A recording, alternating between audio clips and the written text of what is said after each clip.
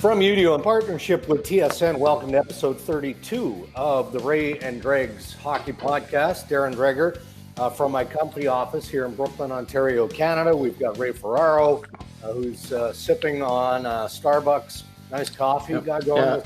This one's Austria. Have we? Is that one of the places, Dregs, we've walked to for? Man, we've been to some places searching out these Starbucks mugs. Well, I was in Austria in 2005 for the World Championship, but I don't think you were there, were you? No, I must have got this. Huh. I don't have to get them only when you're there, but no, I appreciate that. But see, you're not as concerned with the change in style and design of the new Starbucks mugs as I am. Is that correct? I like the theme. I like the continuity of the collection of Starbucks mugs that I have worldwide, and then they went and changed it up. Yeah, they changed all the graphics and stuff. I'm not bothered by it. Cammy, not a fan. Yeah. Cammy likes the old school, the old style ones. So now we get both styles. That's fine. Look, we've got a lot of stuff to unpack from the course of this week. Big news out of the National Hockey League. We've got NHL Commissioner Gary Bettman joining us here in episode 32, Ray. So there's a lot that we're going to have to throw at the commissioner. But before we get to Commissioner Bettman later in the episode, I want your thoughts on what's transpired from an NHL perspective this week. On Tuesday, the commissioner makes his presentation, unveils what we have speculated on for weeks, if not months now, a 24-team format with a qualifying round. You've got round robin for the top 4 teams in each conference. 2 hub cities, although the hub cities haven't been identified yet, but you'll have 12 of the 24 in one hub city, 12 of the 24 in the other. It seemed like there was a buzz earlier this week. Like there's excitement that's developing from a fan perspective, which I get, but I sort of don't get. I mean, you have to plan and you have to have things ready, but it doesn't feel like we're any closer from a health perspective to actually playing the games. No, I think both Gary Bettman and Donald Fehr have been pretty clear that, this is not the end game. This is like the start of trying to, or the next step of trying to get everything ready.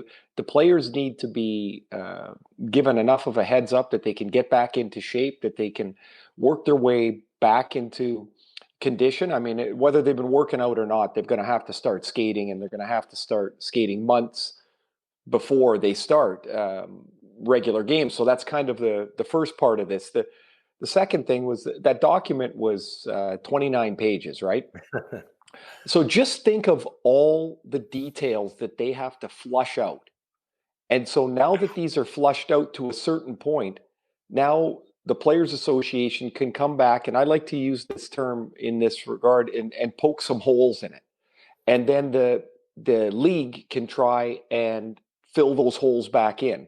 And it's part of the give and take of such a complex situation. I mean, there is nothing too small that they can't have to deal with. And that's one of the things I want to ask Gary about, is that in this time frame, has it felt like completely overwhelming? Like, man, my whiteboard has got 700 things on it. Like, how do you get through it? Because I think they've done a really good job, Dregs. Now, I am at times, I think, probably like a lot of us, critical of how the league steps down the road on some certain things. I don't know how they could have done a better job than what they're doing now. And that is just to plan and replan. Darren, I'm just thought, like, remember when we had Donald Fehr on? Yeah. Immediately following the pause. And he said, and I'll never forget this, he said, you plan and plan and plan until it's not a plan anymore. And then you move on to the next plan. And that's what they've had to do for 100 days pretty much. Yeah. And look, the commissioner on Tuesday kept reminding all of us that they can't do anything. This is a plan, and the plan is ready to be executed, but there's nothing that the NHL or the Players Association can do until the government officials and the health authorities across the world say, all right, you can proceed. You can get the game back on the ice. And, Bettman said that probably a half a dozen times on Tuesday during his presentation. Yeah. And I'm not being critical. I mean, that's the reality of the situation, but it felt a little bit like there was some campaigning there too, right? And maybe for the media or the fans to put a little pressure on provincial governments, state governments, the federal governments. At least that's how it felt. But again, the safety and the health of the players is top priority for both the league and the PA.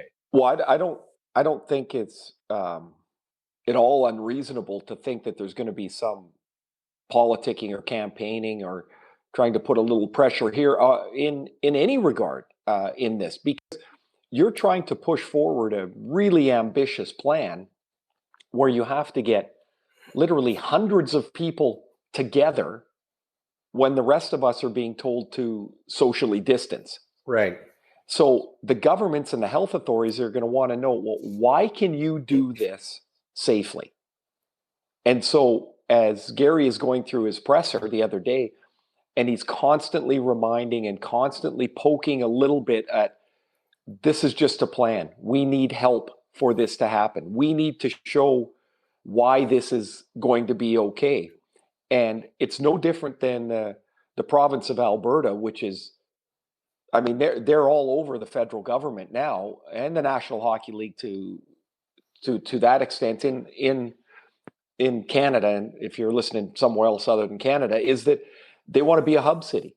And so they're campaigning hard, and they're campaigning very publicly because they think they've got a terrific plan. And I think they do. Yeah. But it's all going to be part of this. What is allowed to open up? When is it allowed to open up? And don't forget, Dregs, when Gary says, when the health authorities allow us to play, the guys are coming in. There's 6 guys on the ice right now. It's not even close to a practice. No. It's the first step, like the baby's first step onto your ladder before you get climbing. And that's kind of where they are. Are you good with the format? The fact that all 24 teams essentially are on equal footing. Now you've got the qualifying round. There's going to be some intriguing matchups there. You've got Edmonton and Calgary, Edmonton, Chicago, Winnipeg, and Calgary, Toronto, Columbus. Go down the list. Montreal, Pittsburgh, all of that. But in talking with Nathan McKinnon earlier this week on the Drager Cafe, he wondered a little bit about the intensity between those two scenarios, right? You've got a qualifying round, which feels like the playoffs, best of 5s. And then you've got a round robin with the top 4 teams in each conference. Is the level of intensity in the round robin going to match the level of intensity with teams in the qualifying round, Ray, who are playing literally for their playoff lives? Well, it's going to be difficult to replicate it for sure. But Dregs, this is one of the few times that I will single out the coaches as opposed to the players, because lots of times, the coach can do whatever he wants.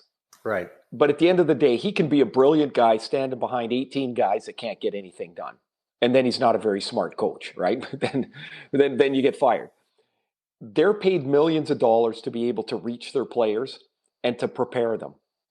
And so I think this is probably as critical a time for those coaches that are going to be in that round robin to make those players understand, to prepare them on the ice, to get into the round robin games, to play at an intensity level that'll be commiserate with those play-in games. Because if they don't, Drake, they're going to be a step behind when the playoffs start. Once those play-in games are done, those teams are going to be primed. Now you can argue, well, they'll have played, if the games are less intensive, that they'll probably be healthier. They'll have less bangs and bumps and bruises. But the point is, if you're not ready to play, and that's why I say that it's on the coaches, you're gonna have some teams that are behind. I don't mind the format, Drake. I think as it's gone on, I've liked it more and more. Right. I think we talked. I would have preferred 20 teams, but 24 it is. I would like to know the scale of impossibility of trying to get the entire league to agree on one format. like there's zero chance. No and chance. So they've come up with this. What I would like to see is once you are through the play-in round, that everybody is reseeded. Yeah. And then you can go ahead to the brackets. Because the one example that was used early, and I don't like it, is say Montreal, because everybody talks about Carey Price. pulls off this colossal upset of a team in Pittsburgh that is a better team and deserves to be, in the playoffs. So say they've upset them. Well, in the bracket formula that was released early, Philly is the number 4 seed. They would play the winner of that series. Why would the number 12 seed get to play the number 4 seed? The number 12 seed should play the number 1 seed. Yeah. And I think you can still redo the bracket at that point. To me, that would be the most fair of trying to do the best you can with this colossal thing that you're trying to get off the ground.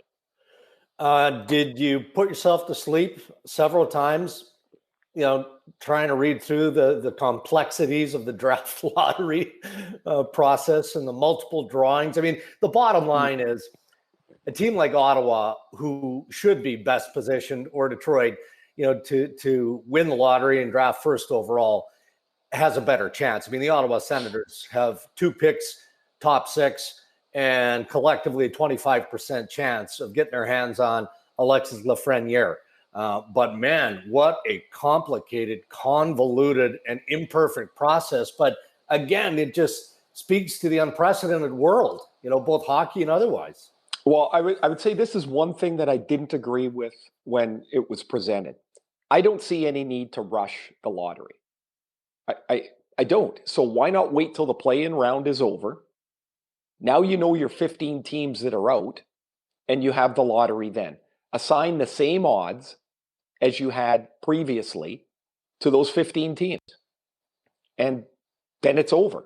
Yeah. Like, I understand it's possible. And again, I'll use Pittsburgh as an example, that they're eliminated and, they would slot 15th likely with the lowest odds. And Montreal, who has no business being in the playoffs, they're 10 points out, they wouldn't get a chance at the lottery. Well, but that's the way it is. Yeah. I would prefer them, though, Dregs, to slow down a little bit. I don't quite get the engagement of the fans of Detroit and Ottawa to have the lottery one day and then it's just poof, it's gone.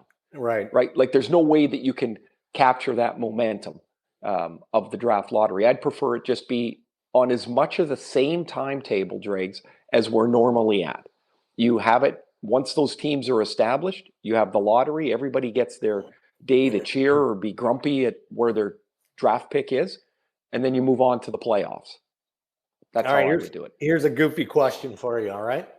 And I'm good at goofy questions. Oh, you are. Yeah, all right.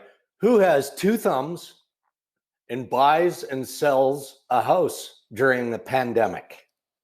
This guy. Why? Why? Oh, man. You know what? That'll be for another podcast, but it was one of those ridiculous scenarios where somebody wants to buy my house. One conversation leads to another, leads to an offer. Well, where are we going to live? Well, we better go looking at houses. First house we look at, we bought. I mean, makes perfect sense, right? Well, I think I like your focus on the purchasing thing. Like once the thing happened and you've got, your house is going to be sold, you got to go find something. I like it. Yeah, this is great. That's it.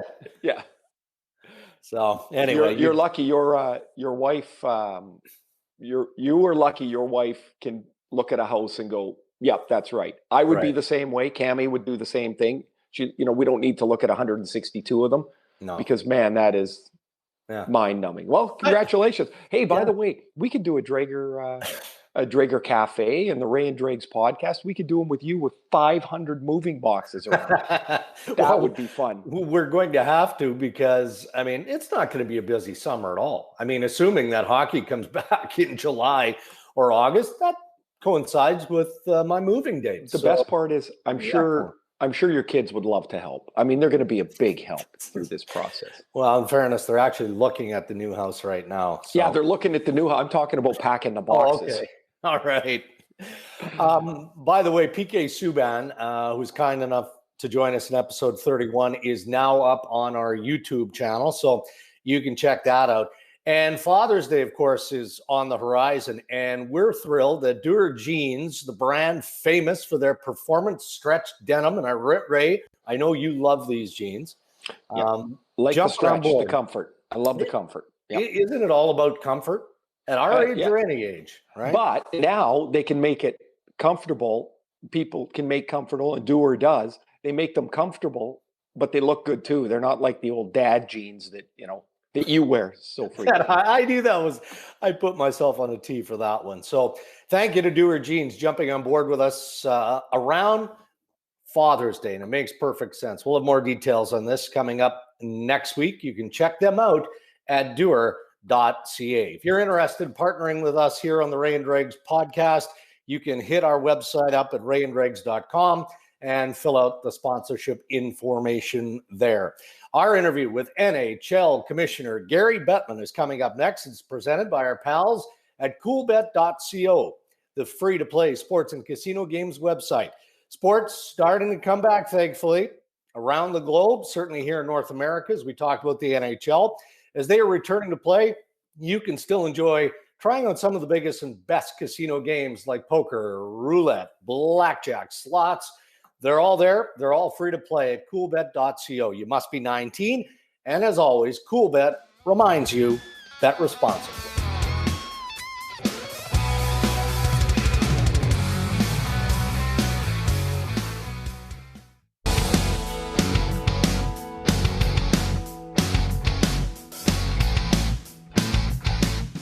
All right, time to welcome in NHL Commissioner Gary Bettman. Gary, obviously, there's so much that's happened over the course of the last several weeks, months in fact, but a lot of progress.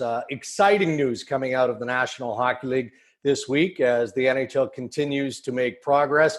There's still the fear of the unknown, and nobody knows for certain when the NHL or pro sport is going to be able to return. But from your perspective, is it comforting to know that all the planning, all the strategizing, all the work that you had to do to get to this point is now complete? Well, it's really just the first step. In effect, what we've been able to do, and in no small part because of the cooperation of the Players Association and the players, we have a framework that now we can build off of. We basically spent the last 10, 12 weeks looking at all of the alternatives, trying to understand and get as much information as possible so that we could make judgments as to what was the most sensible way to move forward. And that's what led us to this point. But actually, the real work is about to begin now, because it's having the plan was important, and it took a while to get to this point, and I'm happy we're at this point, but we've now got to execute. We talked to Donald Fear, I believe it was the day of the pause, and he mentioned that you make a plan, then you make another plan, and you make another plan till it's not a plan anymore. And it seems so complicated. Like, was there times that it almost seemed impossible to get to here? No, never impossible. As a general matter, in terms of the way the league functions, and I think you guys know this from dealing with me personally, I always like to make sure that I know everything that we can know about a particular matter or situation. And we always like to have alternatives. You know, it's one of the reasons that we've isolated on a number of cities to be the hub as opposed to just one or two, because we want to make sure that when we have to make the decision as to which are the right places to go to, we're going to know everything in real time, including, for example, how much COVID-19 there is in a particular place, the availability of testing, because we're not going to do anything that interferes with medical needs. And so in order to make sure that we're doing this right, we needed to make sure that we had multiple options so that then we wouldn't back into something. We would affirmatively be able to choose what we believe collectively would be the best course. And listen, we didn't start in this place, but let me, in terms of this discussion we're having, safety and medical concerns have been paramount in everything that we've been thinking about and everything that we're doing. And as it relates to the players, the health concerns are, yes, of course, COVID-19, but we don't want the players back on the ice until they're game ready. What would happen, and maybe this is too big a hypothetical, but it is a possibility, I guess, if a player has a personal concern about playing, about jumping into a hub city, into a bubble, and says, you know what, I just can't do it. How does the league, how will you guys have to deal with it? It's a good question. You know, obviously there may be concerns where somebody may have a compromised health condition, diabetes, asthma, something like that. And that's something we're going to have to review with the club and with the player. But overwhelmingly, we're hearing from the players as well as our fans that they want to complete the 1920 season, that they want the cup and the competition leading up to it to have the integrity that it always does. And our players are anxious to get back to the game. So there may be a case-by-case situation we have to deal with. And in those situations, you focus on the case-by-case issues and try and do the best you can. Now, Commissioner, I know that the NHL has a team of health advisors, likewise with the National Hockey League Players Association. Based on the data that's been collected to date, you've done a little planning, and as you said earlier, the work is just starting now. But are you convinced that North America, the world, will be healthy enough for pro sport or the NHL absolutely to return? Well, nobody's in a position today to give an absolute for a month or 2 or 3 from now. But what we can do based on the advice is make plans and be ready to be agile enough to execute whatever needs to be done. We have to focus on whether or not the COVID-19 spikes, whether it declines. Obviously, part of what your question entails is, in all likelihood, and I'm understating it, the games that we play to conclude the 1920 season will not be with fans. But the process, the phases that we have, we think get us to a sensible place. So we've asked the players to self-isolate in phase 1, and they've done that. And that's why we haven't seen, other than the initial outbreak on 1 or 2 teams who were traveling back, we haven't seen COVID-19 cases. Phase 2 will be opening the training facilities, not only giving players a safe place to begin working out and even skating, but we now see there'll be some testing.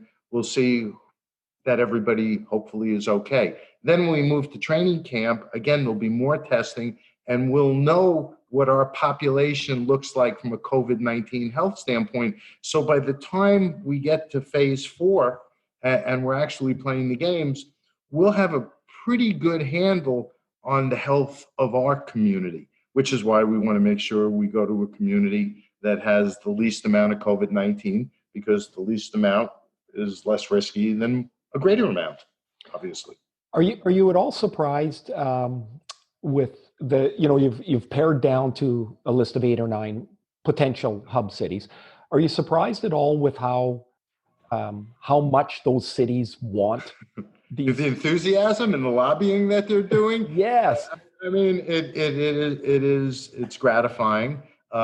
Obviously, they understand they're not making any money off of this. Their fans aren't going to be, in attendance. But in the final analysis, this stems from whether it's the fans, the players, our teams, our owners. It's about love of the game, and so they all want it. But there are going to be some issues with that as well in making decision. While we're not asking Canada to change its rules on quarantining when you come into the country, as a practical matter, if those rules are in effect and what we're doing isn't enough to comply with them, then we're not going to be able to use those cities as a hub city, because we can't go from training camp and then have the players quarantined for 14 days. So hopefully the fact that we'll be running a somewhat isolated training camp might help meet Canada's needs from a transporter standpoint. But if not, I hope people will understand we're going to have to go somewhere else. Is there a timeline on that, Gary, from a Canadian perspective? Well, I'm going to probably have to make a decision collectively on this probably in 3 weeks. I think in 2 weeks, we'll start narrowing down further.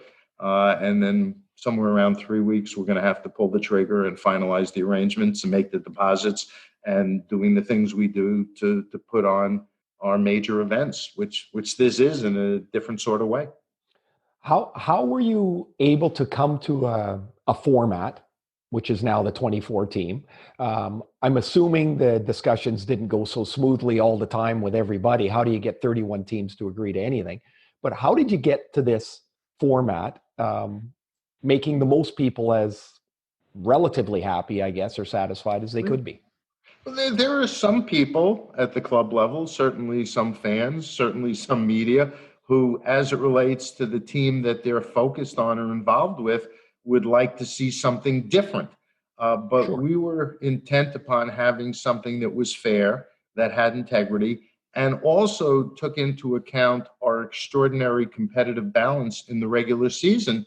Because as you guys know, and all our fans know, our races go down to the wire.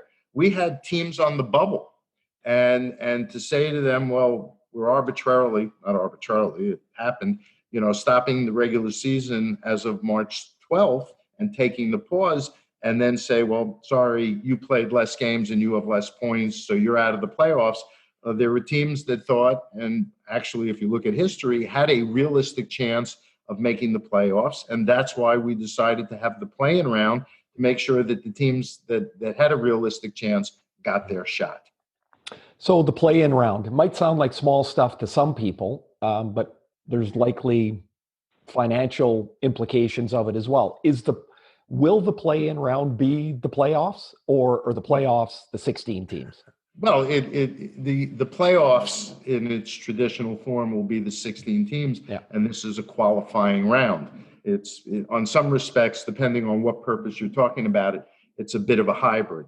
But we don't live in a world where we've got much precedent to deal with this, Sure. And so you have to do it. In the final analysis, well, everybody can pick some aspect they'd like to see different. If you look at the overall plan and how it holds together, it's fair. Is it perfect for every team? The answer is no, of course not. But nothing could be in these unprecedented times. Gary, are we going to see some creative technology? I mean, it's hopefully. Yeah, and look, we're working on that.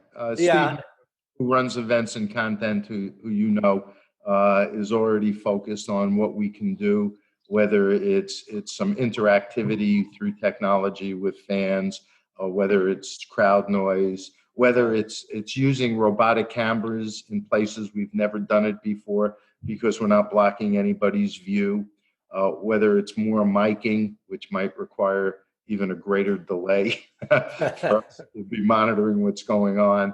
But yes, we are focusing both internally and with our broadcast partners, Rogers Sportsnet and NBC, on the things that we can do that make this feel as good as it can feel and representative of what our game is from an entertainment standpoint. Have you been? I guess it would be easy to take stuff from what like the Bundesliga is doing and can apply some, or say, oh, we like that or not that. I mean, I guess it's a decent example, isn't it? Well, we're watching everything that's going on, and success, is a joint project of everybody will take ownership, and failure is an orphan. So we'll look at the places where people have been successful, and imitation, I suppose, is the highest form of flattery. So when you take all of those little cliche sayings and you put them together, we're watching everything. We're looking at things that we think make sense. One place, I forget where, used blow up dolls. We won't be doing that. We'll probably do some things on our own that nobody's thought of yet. And I think our people are really good at that. So we'll be doing it. All right, Commissioner, we'll leave you with this. Clearly your plate has been full, likewise across the league and the NHL Players Association. So CBA extension discussions, with all due respect, haven't been top priority. COVID-19 has been the focus. When will you re-engage in terms of those discussions or negotiations? I think it's fair to say that Don Fear and I are talking at least daily. And we are talking about a wide range of things.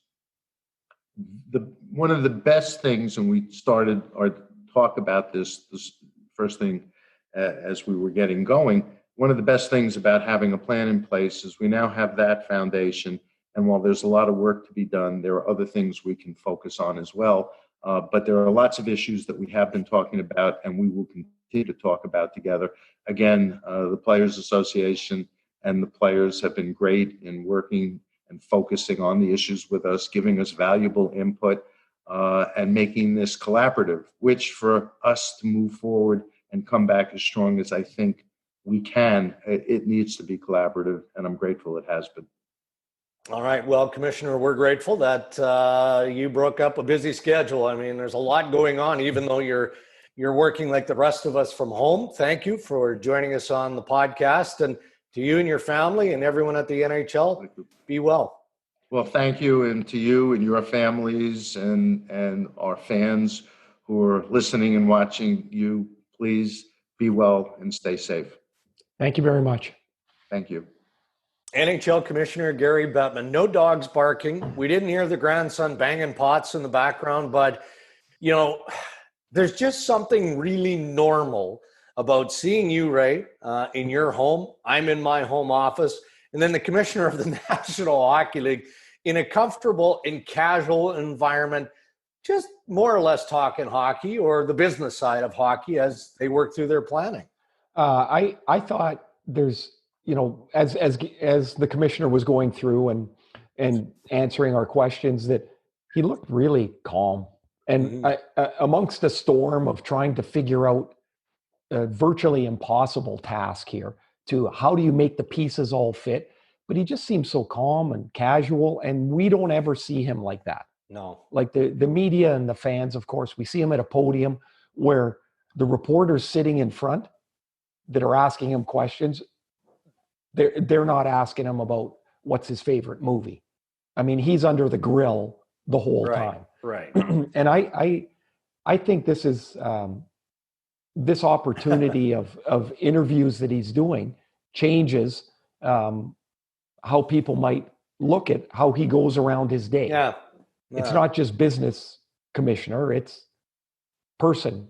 And we don't look at an athlete like a person. They're just the guy that wears the sweater of the team that we like or hate. Yeah. But they are a person, and there's a deeper thing to it. I thought he was terrific.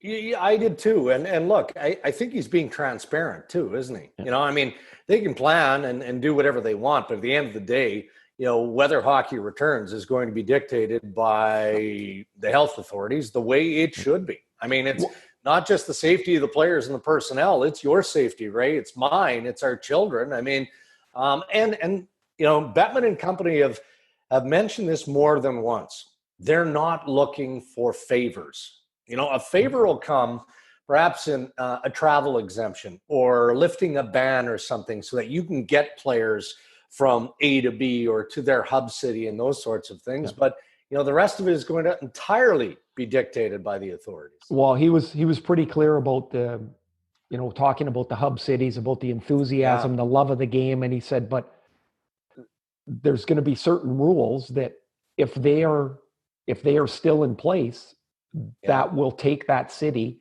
out of negotiation. And he said, and I hope people understand.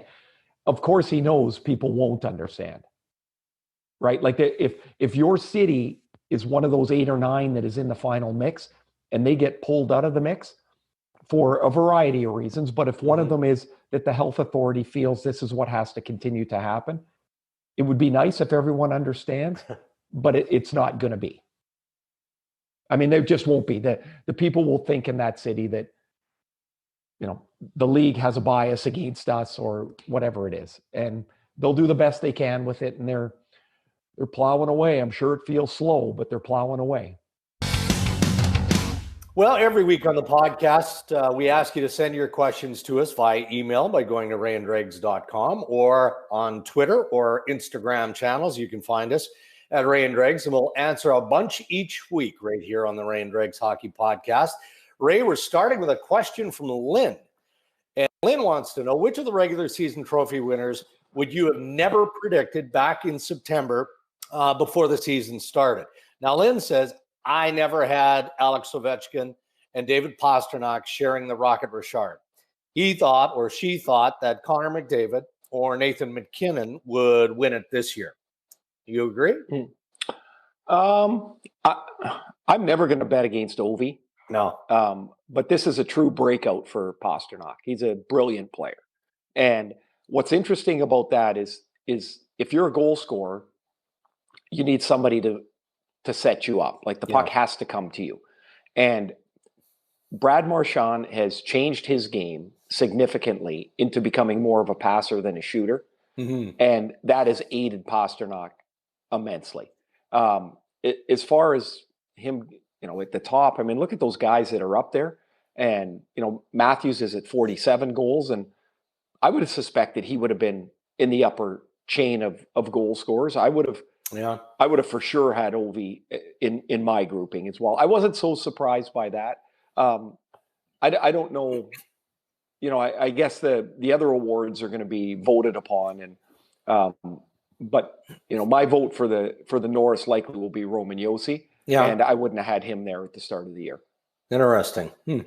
I'm looking forward to that. That's a fun time of year when you have to submit your votes, because I know you take it very seriously, as do I. And it's just not a 5-minute process where you sit down and put pen to paper. I mean, I'm not going to be critical of all the major voters, but you do have to analyze the season, right? Not just the second half of the season. You have to put everything in perspective in weighing those votes. And it's hard to not have Roman Josi near the top of the page or at the top of the list when thinking about the Norris.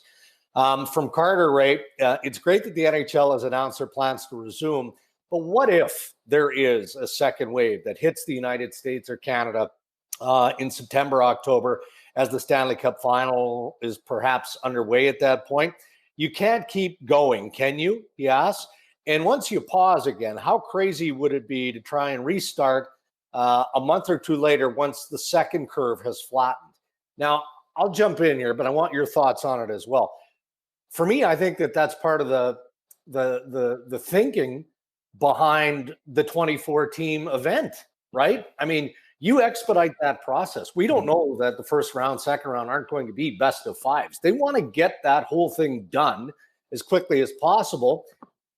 Number one, you got a lot of business to deal with. You've got the draft, you've got free agency, you've got all of those things. The awards that we just talked about have to be managed, but there's also a cushion built in the event there is a second wave. So I believe that the NHL feels comfortable that if there is a second wave and they have to go into pause again, that they'll be able to do it. And if they have to start 2020 and 21 in December, they're fine with that too. This may be showing my ignorance to this, but I think this is the entire reason why when we talk about a hub city, we're talking about the bubble that the players are in. There can be virus exposures all over the place. If you're in a bubble and you are tightly controlled as to your movements, isn't that the whole point, Dregs, of being in the bubble? Is that you'll do your best to limit the exposure to any potential virus contact as you can. So I would think that's one of the reasons the league would be comfortable continuing to play if there was a second wave. But I think this is important, is people that have been studying viruses for their entire professional lives, 30, 40, 50 years, their advice to us on May the 28th is different than our advice on May the 13th. The smartest people that have been studying these viruses their entire lives are learning as they go. How could we suspect that the league would know all the answers when the doctors don't? Yeah. And so, again, I said it earlier, I think they've done a terrific job planning this stuff out as into the minute detail as they can. But there is going to be no guarantee for sure. No. All right. I love the name Clive. Clive is a cool name. I don't know a Clive. Do you? No. I just like the name. It's like a cartoon character. So we have a question from Clive in St. Louis. Hi, Clive. I see the odds makers are giving the St. Louis Blues fourth best odds to win the Stanley Cup behind the Boston Bruins, Vegas Golden Knights, and Tampa Bay Lightning, and just ahead of the Capitals and Colorado Avalanche. Clive thinks that they will face the Boston Bruins in the Stanley Cup final. So who do you like, Ray? And who is your dark horse team or teams in this year's bizarro playoff format? I picked Tampa before the pause, and I'm going to stay with them now. I happen to feel that even though this is a unpredictable scenario we're coming back in. The best teams are still the best teams. The unpredictability of the games is still going to be there, but if you've got the best team, you're probably going to be amongst the best teams at the end. I like St. Louis even more in this format than I do prior. And the reason is their system is like playing underneath a wet blanket. Like you can't go anywhere. They grind. They understand that that's how their team is supposed to play. I think they're going to be really good. They're going to be a problem in this playoff. So I don't mind St. Louis. Tampa is my pick. As for an underdog pick, I don't know what really qualifies. I mean, it's hard. I think Colorado can be. Yeah. I think Colorado can sting somebody. They're so fast. They're so young. Does experience matter? I guess they had a couple of rounds last year. If their goaltending holds up, I think Colorado can be a dark horse. I like Boston in the East. I like St. Louis in the West. I like the experience of the St. Louis Blues, obviously. Dark horse teams for me, the Toronto Maple Leafs. Oh, you're pandering. Whoa. The Toronto Maple Leafs, and I would concur. There's not a whole lot not to like about the Colorado Avalanche. And it seems a little bit disrespectful to consider Colorado as a dark horse team, just given how good they are. We've got a wrap, right? Hey, remember last week when we were teeing up episode 32, and I said, hey, we've got a heavy hitter. We have a heavy hitter for episode 32. And I joked that it was going to be James Duthie, but I didn't know it was going to be Commissioner Bettman. But I was hopeful, given that we expected there'd be some news this week, which there was, that we'd again either revisit Don Fear or bring in the commissioner, and the commissioner was kind enough to join us here in episode 32. But at some point, do we need to bring in James? Like, is James quality enough to sustain the interest level of the Ray and Dregs podcast faithful? Well, I'll say yes. I think James, now another award winner, right? James won I know. Yet another award. I'm sure he'll have all his awards behind him as he does the interview. But let's be a little cautious about promoting him as a big deal. Right. I mean, he is.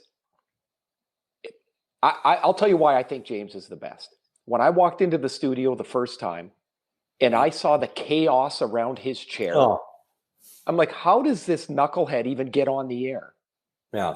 And he's highlighting and writing and then, his wife will call, and then he's got to have a yogurt, and he has a yogurt, and then he drops the spoon and then he goes, "Hello, Canada." And I'm like, how does he do it? Yeah. So I think just to have him on to explain how that brain works or whatever, we can have. But I wouldn't qualify him as a big guest. Would you? No, I wouldn't. But so let's make an agreement here, because we co-run the Ray and Dregs Hockey Podcast.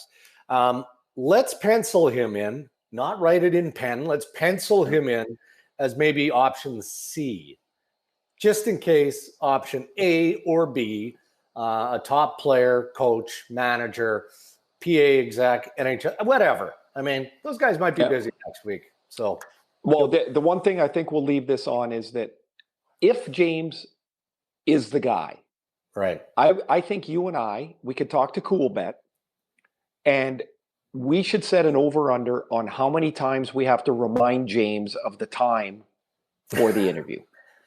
And look, it will be 4, by the way. And so we'll talk about this. And in the spirit of Tiny, the Ray and Dregs Hockey Podcast mascot, who hasn't made an appearance in the last couple of weeks, unbelievably, well, it's believable because it happened, the Duthie household just brought in a third dog. Third dog. Yeah. Like, it's a good time for this too. Everybody's got room to, Yeah.